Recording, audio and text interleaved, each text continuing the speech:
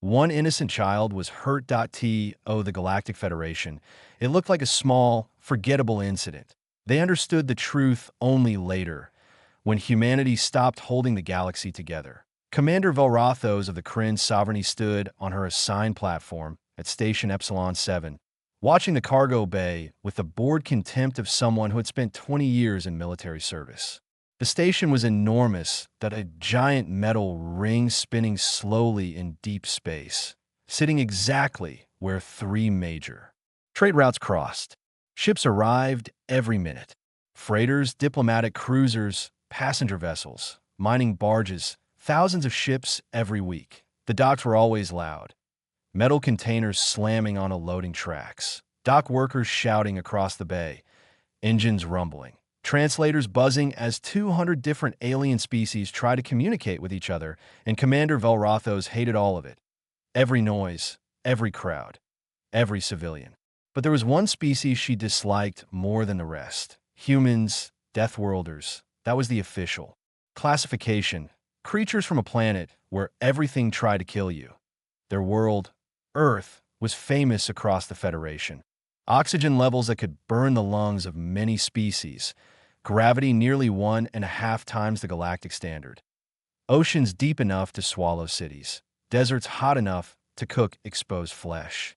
Frozen polar caps where storms could bury entire colonies. That IT was a world that should never have produced intelligent life. And yet humans had not only survived there, they had thrived. Velrathos found that deeply offensive. She adjusted the ceremonial sash across her chest. .16 medals gleamed under the cargo bay lights. Every one earned during her long career in the Kryn military. Her assignment today was simple: Dock 12 security supervision, which meant standing nearby while civilians worked and pretending it required military authority, in Velrathos' opinion. It was an insult to her rank.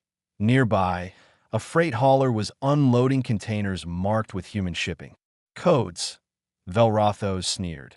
Humans handled most of the dangerous freight in this sector. Unstable reactor cores, hazardous chemicals, that high radiation cargo, and sensible species wanted those jobs. But humans always volunteered. The galaxy had developed a quiet rule about that. If something was too dangerous, let the Deathworlders handle it. Velrathos glanced at a cargo manifest on her datapad. She wasn't really reading it, just passing time. Then suddenly, something small crashed in her legs. Velrathos stumbled. Her datapad slipped from her hand and clattered across the metal deck. She looked down at a small human child stood there, maybe 3 or 4 years old. Tiny, fragile. The girl had dark curly hair and wore a bright yellow jacket far too cheerful for Velrathos' mood. The child looked up with wide brown eyes, startled. Then she spoke. "Sorry," the little girl said softly. The human language always sounded harsh to Velrathos, like gravel grinding in a machine. And something inside her snapped. Maybe it was the long 18-hour shift. Maybe it was the stack of promotion requests that had been ignored by her superiors. Maybe it was simply the fact that a primitive Deathworld creature had touched her uniform. Whatever the reason, Velrathos reacted. Her hand moved without hesitation. She struck the child across the face. Not hard, at least not by Kryn standards. Just a quick, disciplinary backhand. The kind someone might give a disobedient animal. But humans were not built like the Kryn. Their bones were thin, their skin delicate. The small girl flew backward. She hit the metal deck with a terrible crack. For a moment, everything went silent. Then blood started pouring from the child's nose, and she began screaming, the sharp, high cry that echoed across the cargo bay. Velrathos picked up her datapad calmly. "Watch where you're going, vermin," she muttered at a human man, came running from the nearby freight loader. He was tall by human standards, still shorter than Velrathos. His work vest displayed a cargo badge. Thomas Reeves, freight hauler, civilian laborer, nothing important. He dropped to his knees beside the crying child. "My baby, it's okay, Maya.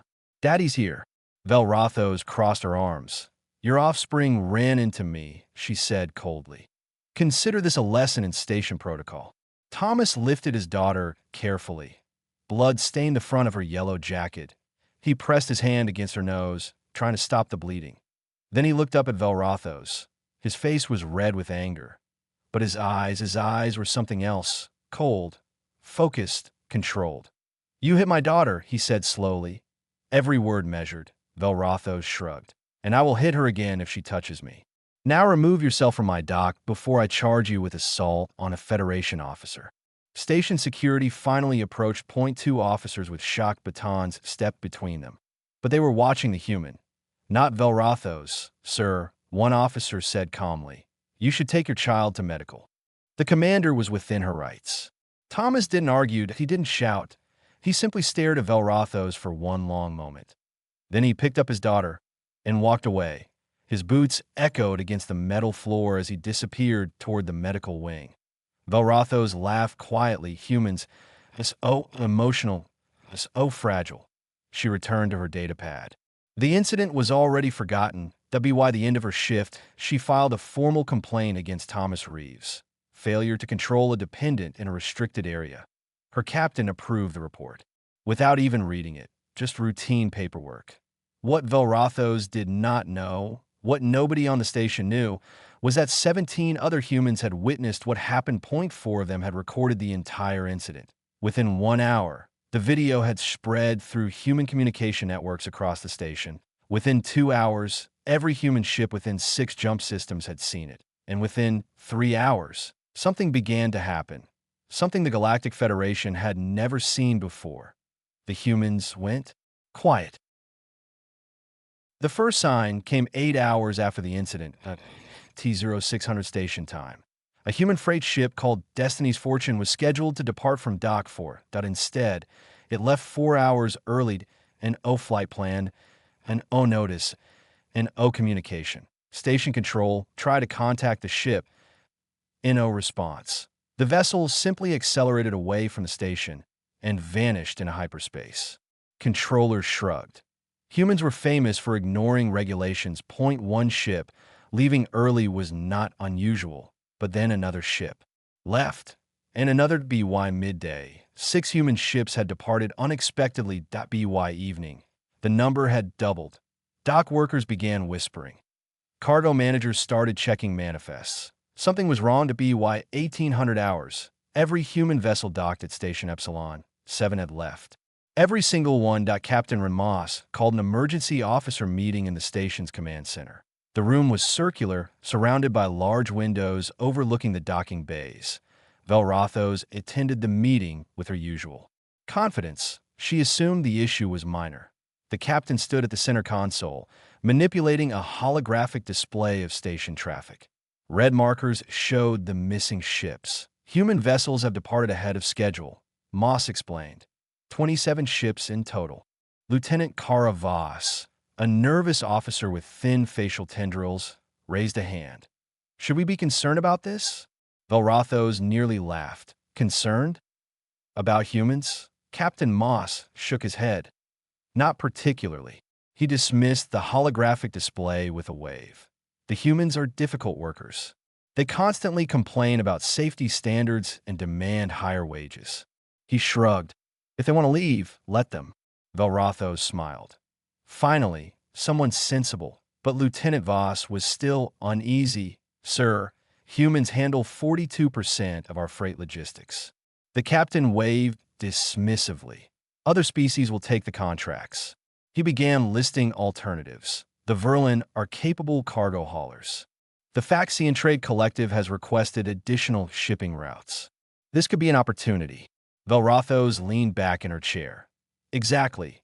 Humans were replaceable." The meeting ended quickly. Nobody considered the possibility that something serious had happened. Velrothos returned to her quarters feeling satisfied.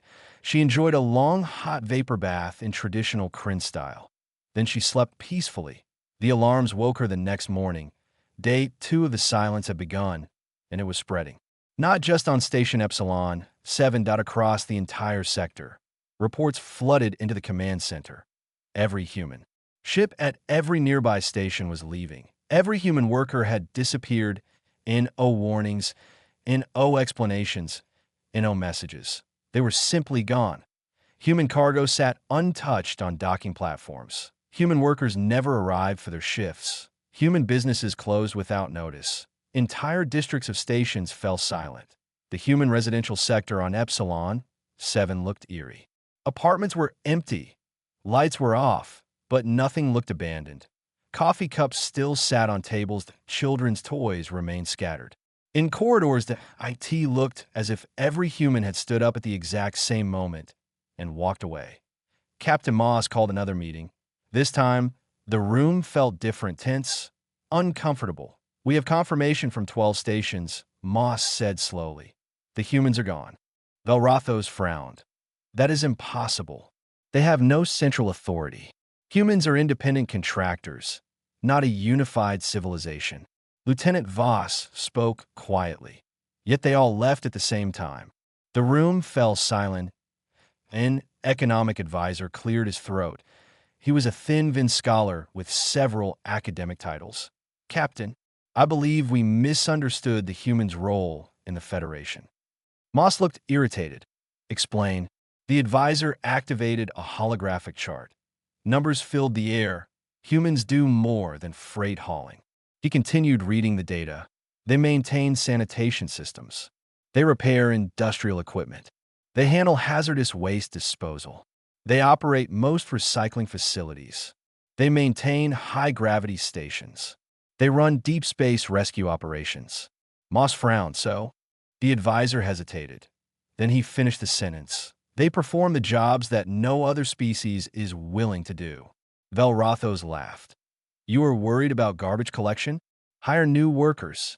The advisor shook his head slowly. "We tried." He opened another set of statistics. The Verlin refused to transport unstable reactor cores. The Thaxians refused to enter radiation zones for religious reasons. The Pell species cannot operate in gravity above 1.2 standard. The humans were the only workers willing to perform these tasks. Velrathos rolled her eyes. "They are replaceable." The advisor met her gaze. "No, Commander. They are not." Day 3. The station began to smell. Garbage piled up in waste collection areas. The automated disposal systems, designed and maintained by humans, started failing. Nobody else knew how to repair them. Medical waste incinerators malfunctioned. Suddenly, nobody wanted to manually handle biohazard material. Food shipments stopped arriving. Most agricultural haulers were human. Fuel deliveries slowed. Restaurants closed. The entertainment district shut down. Even the station kitchens struggled. Humans had always been the ones who knew how to cook food that different species could tolerate. Without them, nothing worked properly. Day 4 at Station Epsilon 7 began rationing food. Day 5.3 nearby stations reported catastrophic sanitation failures. Toxic waste buildup reached critical levels. Day 6 a shipment of medical isotopes waited at a cargo dock. IT was needed for a children's hospital on Pell Prime. Without it, 12 children would die. But the shipment was dangerous, radioactive. Every cargo company refused the job. The container remained on the dock, unmoved, unclaimed, waiting for someone brave enough to transport it. Nobody volunteered, and on day 7, the Galactic Federation Council held an emergency meeting. Across the galaxy, stations were failing. Trade routes were collapsing. Entire systems were approaching economic disaster. Council member Thra of the Pell Coalition addressed the chamber. "We must speak with the humans," he said urgently. "They have withdrawn completely. We must understand their grievance." Another council member scoffed. "Their grievance? They are Deathworlders, primitives. They should be grateful we allowed them into the Federation." Thra slammed his hand on the podium. "They control 40% of Federation freight, 60% of hazardous material transport, 70% of high-gravity maintenance, 80% of deep space rescue operations." He looked around the silent chamber. "They are everywhere, doing everything. And we never noticed." A bitter silence filled the council hall. Then Thra spoke one final sentence. "The humans have a word in their language for people who do the work nobody sees. They call themselves infrastructure, and civilizations cannot survive without infrastructure." Back on Station Epsilon 7, Velrathos sat in the mess hall, eating a flavorless ration bar. For the first time since the incident, she felt uneasy. Something about the situation was wrong. Something bigger than missing cargo ships, but she still did not understand. None of them did. Then on day 8, a ship arrived. Day 8, the ship appeared at the edge of the Epsilon 7 system without warning. Station sensors detected it instantly. Every officer in the command center turned toward the main display. "It's a human vessel," one technician said. The ship moved slowly through space, almost calmly, like a predator that knew its prey had nowhere to run. Its design was unmistakably human, blocky, practical, no decoration. Just dark gray metal covered with scars from thousands of hyperspace jumps. But something about it was strange. There were no markings, no registration numbers, no corporate logos, no national flags. Just bare metal. And it was completely silent. "Hail them," Captain Moss ordered, and a communications officer activated the transmitter. "Unidentified human vessel. This is station Epsilon 7. Identify yourself." Silence. "Hail them again." The officer repeated the message. Still nothing. No response. No signal. The ship kept approaching. "Power up station defenses," Moss said. "Weapons systems activated. Targeting lasers locked onto the incoming vessel. Missile batteries prepared." The ship continued forward. Then suddenly, every defense system shut down. Every screen in the command center went dark. "What just happened?" Moss shouted. Technicians scrambled across their consoles. I don't know, sir. The systems just turned off. All of them. Get them back online." "I'm trying." A technician looked up in panic. "The access codes have been changed. We're locked out." "Locked out by who?" Moss demanded, and no one answered. Outside the station windows, the human ship moved into docking position, IT attached to docking base 7 with a loud metallic clang. Then nothing happened. 0.5 long minutes passed. The command center watched the docking cameras. Every officer felt the tension. Then the ship's airlock opened. 3 humans stepped out. Just 3, no soldiers, no armor, no visible weapons.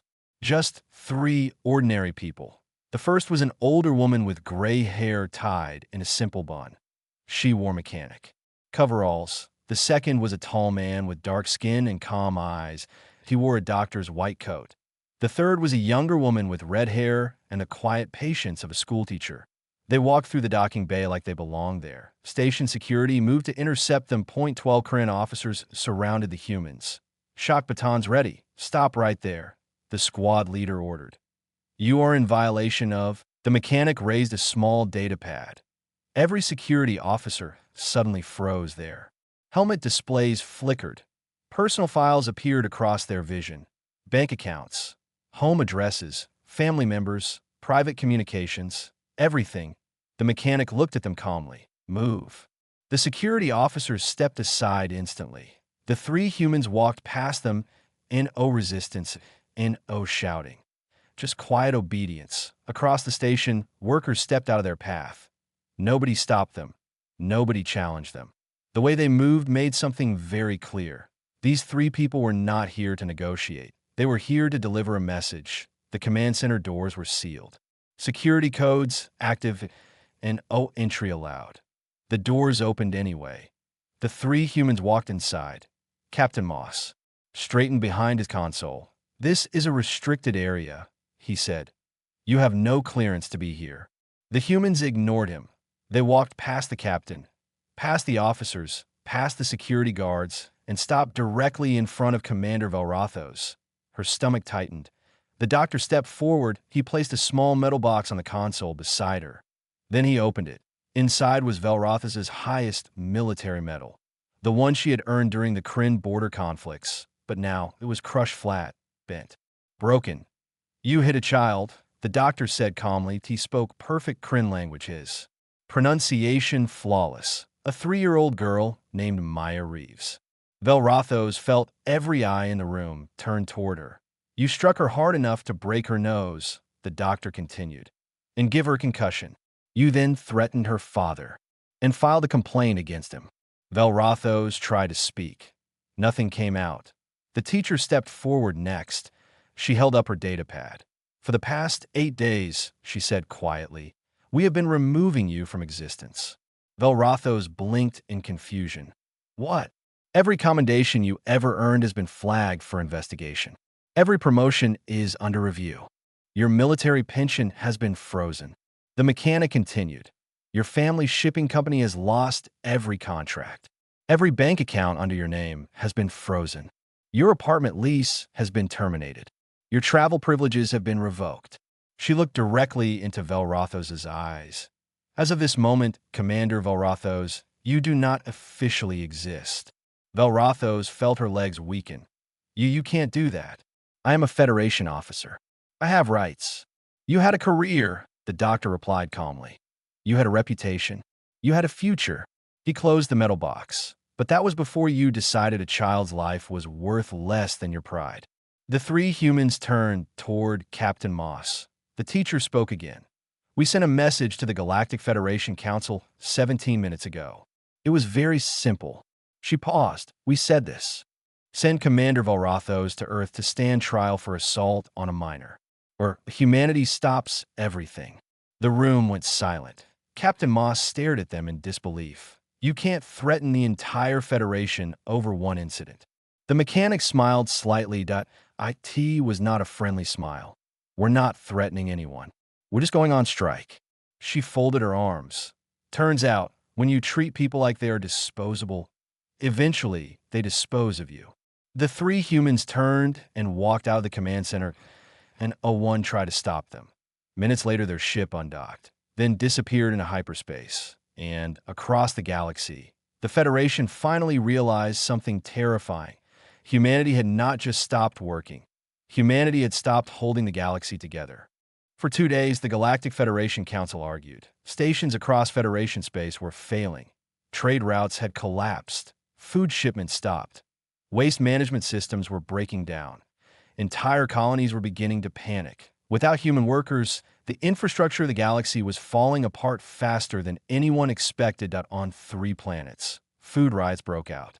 Hospitals began running out of medical supplies. Rescue operations stopped completely. Then came the report from Pelprime.A. Children's Hospital was waiting for a shipment of medical isotopes. The shipment was dangerous, radioactive. Human cargo crews had always transported it before. Now every other shipping company refused. The container remained on the dock. No1 would touch it. 17 children died waiting for treatment. The news spread across the Federation like fire. Suddenly, the debate inside the council chamber became much quieter. A reactor malfunction on Station Gamma 12 nearly caused a disaster. The only reason it was stopped was because a human engineer, who was no longer even working for the Federation, felt pity. Over a private radio channel, he talked a frightened alien technician through the emergency shutdown process. Even on strike, humans were still saving lives, but the message was clear. The Federation was collapsing, and everyone knew why. On the 3rd day, the council finally voted. The decision was unanimous. Commander Velrothos would be extradited to Earth. She would stand trial under human law. Velrothos was stripped of her rank. Her medals were removed. Her uniform was taken. She was placed in shackles and loaded onto a transport ship. The journey to Earth took 3 weeks. 3 weeks in a small holding cell. 3 weeks with nothing but her thoughts. She replayed the moment in Dock 12 again and again. The child, the strike, the scream. How had one small moment destroyed her entire life? 8 days. 8 days had been enough. Earth was not what Velrothos expected. For years she had believed. The propaganda. Humans were primitives, death-worlders, savages from a violent planet. She imagined a world of chaos, of a brutal society barely held together. Instead, the transport ship landed at Geneva Starport, one of the most advanced facilities she had ever seen. The city beyond it was beautiful, clean streets, green parks, children playing under the watchful eyes of their parents. Buildings that balanced efficiency with elegance. Nothing about this world looked primitive. It looked peaceful. Velrothos was escorted through customs by 2 human bailiffs. They treated her firmly, but not cruelly. Soon she stood inside a massive courthouse made of white stone and glass. Inside the building, walls displayed symbols and writings from hundreds of human cultures. It was a reminder of something unusual about humanity. Unlike most species in the Federation, Humans had unified dozens of different cultures into one civilization. The trial lasted 3 days. Velrathos was given a defense attorney that a human woman named Rachel Kim. Rachel argued that Velrathos' actions should be judged within the context of cultural differences between species. She presented expert witnesses explaining Kryn disciplinary traditions. She spoke about interspecies misunderstandings. She argued that Velrathos had never intended to seriously harm a child. The prosecution was led by David Torres, a quiet man with calm eyes. He did not raise his voice. He simply showed the evidence. The video footage played in the courtroom. Velrathos. Watch herself strike the small child. The sound of the impact echoed through the room. Then came the medical report. Broken nose, concussion, psychological trauma. Finally, Thomas Reeves was called to testify. The cargo worker walked to the stand calmly. He did not shout. He did not threaten. He simply told the truth. He described his daughter's nightmares, her fear of strangers, the way she cried whenever someone raised their hand too quickly. His voice never changed, and somehow that calmness was worse. Then anger. The jury listened silently. 12 humans from different continents, different cultures, different backgrounds. After 6 hours of deliberation, they returned with their verdict. Guilty. Assault on a minor. The judge entered the courtroom, an elderly woman with silver hair and steady eyes. She looked down at Velrathos. Commander Velrathos, she said, you struck a child in anger. In doing so, you violated not only our laws, but a principle that exists in every civilized society. The protection of the young. She paused. That principle is not human. It is universal. You failed it. Velrathos closed her eyes. She expected execution. Humans were death worlders, violent, brutal. Surely they would destroy anyone who harmed their children. The judge continued. Your sentence is 2 years of community service. Velrathos opened her eyes in shock. You will work at Geneva Children's Hospital. In the pediatric ward, you will assist doctors and nurses. You will help care for sick children. The judge leaned forward slightly. Strength is not the ability to harm the weak. True strength is the decision to protect them. The gavel struck, sentence carried out. Velrathos was released from her shackles. Instead of a prison cell, she was given a small apartment near the hospital, in ankle monitor tracked her movements. And the next morning, she reported to work, terrified, confused, and completely unsure of what would happen next. Her supervisor was Dr. Sarah Chun, the head of pediatrics, a small woman with tired eyes and calm confidence. She greeted Velrathos at the hospital entrance. Welcome to Geneva Children's Hospital, she said. No rank here. Just work. You'll start with basic tasks.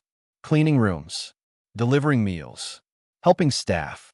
Velrathos nodded quietly. Her new life had begun. The tunnel shook again. Dust fell from the ceiling as the massive creature pushed against the sealed chamber. The sound was horrible. Metal bending, stone cracking, and behind it, that deep, angry roar.